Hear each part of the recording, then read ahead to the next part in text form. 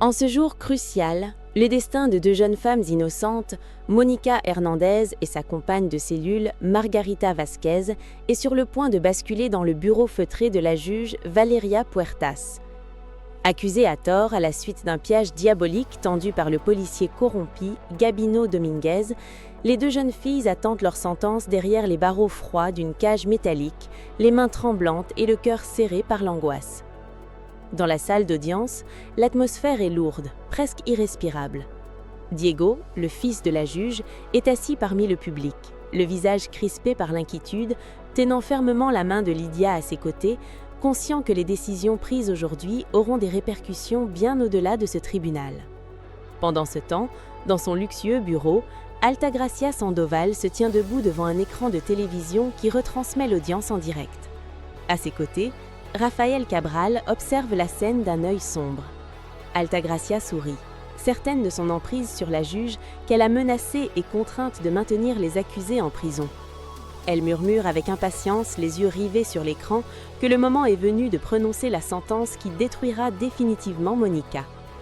Mais dans les silences solennels du tribunal, Valeria Puertas ajuste ses lunettes et prend une profonde inspiration, surmontant la terreur qui paralyse ses membres.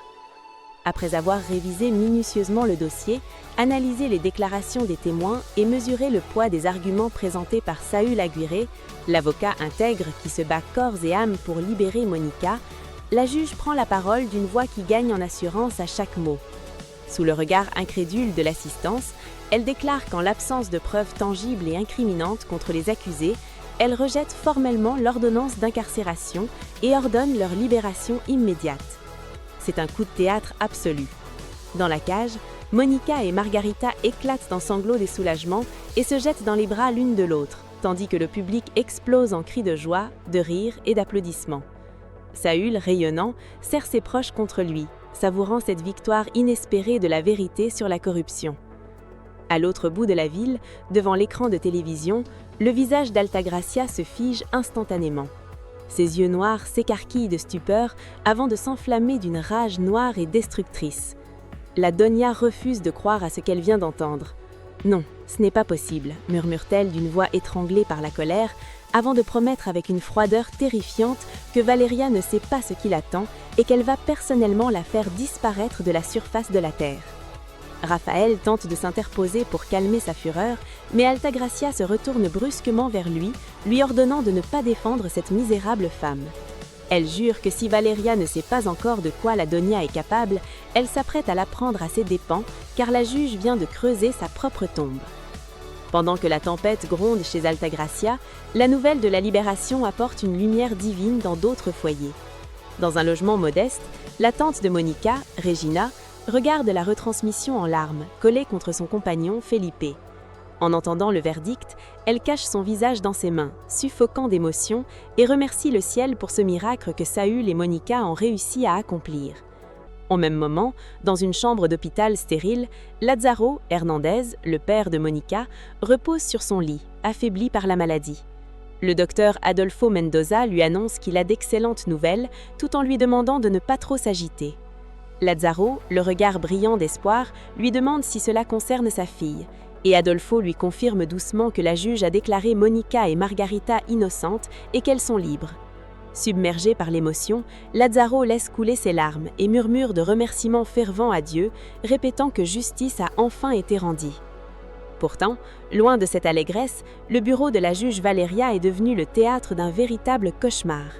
La porte refermée, Valeria s'effondre, prise d'une violente crise de panique, incapable de respirer normalement.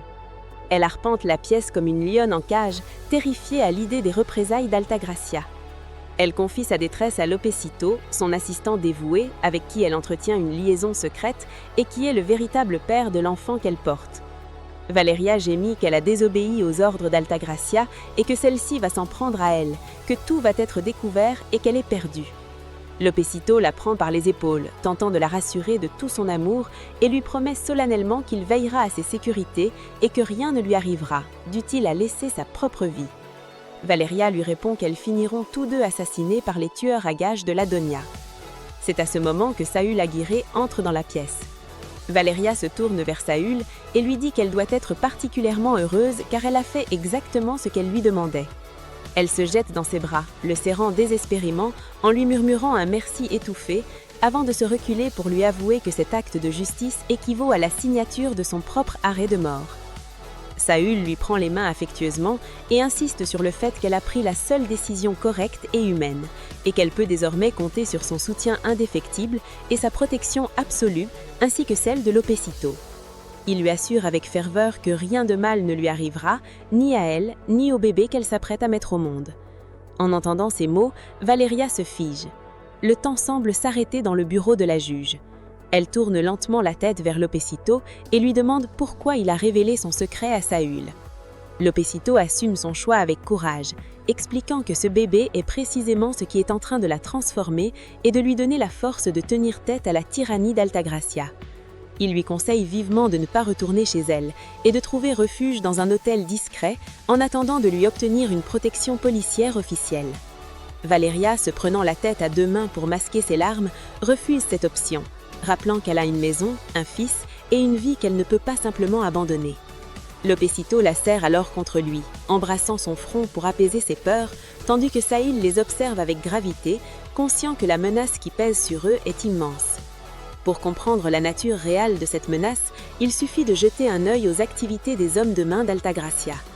Dans un coin reculé et poussiéreux, à l'abri des regards, Braulio Padilla s'active dans une ruelle de béton gris. Vêtu de gants de protection jaune, il prépare un mélange hautement toxique et mortel d'acide sulfurique et de soude caustique. Sous le soleil de plomb, il commence à déverser le liquide corrosif sur un grand sac de toile blanche contenant un cadavre destiné à être dissous pour effacer toute trace de ses crimes. Cette scène muette et d'une violence psychologique inouïe illustre à quel point Valeria et ses proches sont en danger de mort immédiat face à des monstres capables des pires atrocités pour protéger leurs secrets. Pendant ce temps, dans le quartier pénitentiaire, Monica et Margarita s'apprêtent à franchir définitivement les portes de leur cellule. Elles rassemblent leurs maigres affaires, pliant leurs clanquettes et leurs oreillers sous les yeux émus des autres détenus avec qui elles ont partagé des moments difficiles. Les co-détenus les saluent avec respect, rappelant que Monica s'est imposée par son courage en tenant tête à la redoutable déléguée de la prison. Monica, touchée par leur solidarité, leur promet de parler à son avocat pour qu'il se penche sur leur dossier et les aide à sortir de cet enfer. Les détenus s'amusent gentiment de sa dévotion envers son avocat, l'appelant affectueusement son fiancé, ce qui fait rougir la jeune femme. Avant de partir, Monica retire sa montre et l'offre en cadeau d'adieu à une de ses amies de cellule. Les grilles de fer s'ouvrent. Escortées par de gardes armés, Monica et Margarita marchent le long des couloirs sombres, jetant un dernier regard aux cellules avant de signer les registres officiels de libération et de franchir le grand portail de la prison. De l'autre côté des murs gris, une foule de journalistes, de photographes et de proches attend impatiemment leur sortie. Lorsque les deux jeunes filles apparaissent enfin à l'air libre, des cris de joie s'élèvent. Yesenia, Lydia et leurs amis se précipitent pour les serrer dans leurs bras dans une étreinte collective remplie de larmes et de baisers. Un journaliste se ferait un chemin à travers la foule, tendant son micro vers Monica pour recueillir ses premières impressions après cette épreuve. D'une voix forte et déterminée, face à l'objectif, Monica déclare que son incarcération a été la plus grande injustice de sa vie et que personne ne devrait jamais vivre une telle expérience en étant innocent. Interrogée sur l'identité de la personne responsable de son calvaire, elle n'hésite pas à dénoncer une femme puissante qui manipule les lois à sa guise, tout en affirmant que cette fois, la justice a triomphé. Yesenia interrompt poliment l'interview, rappelant que Monica doit immédiatement se rendre à l'hôpital pour voir son père. Monica acquiesce, déclarant qu'elle doit tout à son père et à ceux qui l'ont soutenue, mais surtout à son avocat, Saül, vers qui elle lance un regard chargé d'un amour et d'une gratitude infinie, avant de se blottir à nouveau dans ses bras. Mais le danger rôde toujours, tapi dans l'ombre de cette libération. Dans une voiture garée non loin de là, deux hommes observent la scène avec une angoisse grandissante. Il s'agit de Daniel Lamas et de Rafael Cabral. Rafael, tremblant de peur, confie à Daniel qu'il vient d'assister à la fureur d'Altagracia face à la décision de la juge Valeria. Il l'avertit que si la Doña était capable d'entrer dans une telle colère noire simplement parce que Valeria a libéré Monica Hernandez, il n'ose pas imaginer ce qu'elle leur réserve lorsqu'elle mettra la main sur eux. La confrontation tant redoutée ne tarde pas à éclater. Alors que Valeria, son fils Diego et Lopefito s'apprêtaient à monter en voiture pour quitter les lieux, un imposant SUV noir aux vitres teintées dérape et leur bloque brutalement la route. La portière s'ouvre et Altagracia Sandoval en descend. Elle s'approche immédiatement de Valeria, la qualifiant d'idiote et affirmant qu'en libérant Monica, elle vient de signer sa propre sentence. Lopecito s'interpose courageusement pour exiger du respect envers la juge, tandis que le jeune Diego défend fermement sa mère, ordonnant à Altagracia de ne pas lui parler sur ce ton. Altagracia ricane, méprisante, et demande à Diego d'où lui vient cette soudaine poussée de virilité, lui rappelant cruellement qu'il n'a été incapable de garder sa petite amie Isabella et qu'il n'est qu'un être innifiant à ses yeux. Comprenant que la situation dégénère et craignant pour la vie de son fils et de son amant, Valeria ordonne à Diego et à Lopecito de rentrer immédiatement à la maison et de la laisser seule avec Altagracia. Malgré leurs protestations, elle insiste en tant que supérieure hiérarchique de Lopecito, leur assurant qu'il ne se passera rien de grave. Une fois les deux hommes éloignés, Valeria tente de se justifier auprès d'Altagracia, expliquant qu'elle n'avait pas d'autre choix face à l'absence de preuves. Mais la Donia refuse d'entendre ses excuses. S'approchant tout près de Valeria, elle lui rappelle d'une voix murmurée et terrifiante le sort qu'elle réserve aux traiteurs, affirmant que ces hommes vont se charger de terminer ce qu'elle vient de commencer aujourd'hui. Prise de panique et accoulée contre la voiture, Valeria lâche son ultime ligne de défense et hurle qu'elle est enceinte. Altagracia s'arrête net, troublée par cette révélation inattendue. Elle scrute le visage de Valeria et l'accuse de mentir pour sauver sa peau, soulignant que son mari Braulio ne lui jamais parlé de quelconque grossesse. Valeria explique alors que son mariage avec Braulio est un échec total et qu'elle a préféré lui cacher la vérité. Altagracia, reprenant son calme glacial, lui lance une mise en garde solennelle. Elle déclare qu'elle va attendre de vérifier si cette grossesse est réelle ou s'il s'agit d'un nouveau mensonge. Elle prévient Valeria que si elle a menti, le châtiment n'en sera que plus terrible. Elle lui ordonne de ne pas tenter de fuir ou de disparaître, car elle sera désormais placée sous une surveillance constante et impitoyable. À partir de ce jour, conclut Altagracia avant de remonter dans sa voiture, toute ta vie ne sera plus faite que de peur, et tu vivras chaque instant dans l'attente du moment où je viendrai réclamer mon dû. Pendant ce temps, à l'hôpital, le moment tant attendu de la réunion de famille est enfin arrivé. Monica entre doucement dans la chambre de son père, les yeux embués de larmes. Lazaro, entendant le bruit de la porte, tourne la tête et, l'apercevant à travers son regard brumeux, l'appelle par son prénom dans un souffle d'incrédulité. Monica se précipite vers son lit et se jette à son cou, pleurant de joie, tandis que son père la serre contre lui de toutes ses forces défaillantes. Lazaro remercie Dieu d'avoir exaucé ses prières, confiant qu'il craignait de mourir sans avoir pu la serrer une dernière fois. Monica le rassure tendrement, lui caressant le visage et lui demandant comment il se sent. Lazaro tente de minimiser sa souffrance, mais sa fille remarque qu'il a du mal à la voir. Elle l'interroge avec angoisse, lui demandant s'il est devenu complètement aveugle.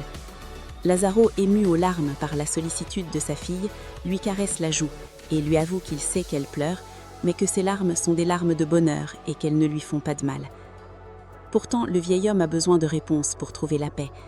Fixant sa fille avec toute l'intensité dont il est encore capable, Lazaro lui demande de lui parler avec le cœur sur la main et de lui révéler enfin l'identité du misérable qui lui a tendu cet infâme piège pour l'envoyer en prison.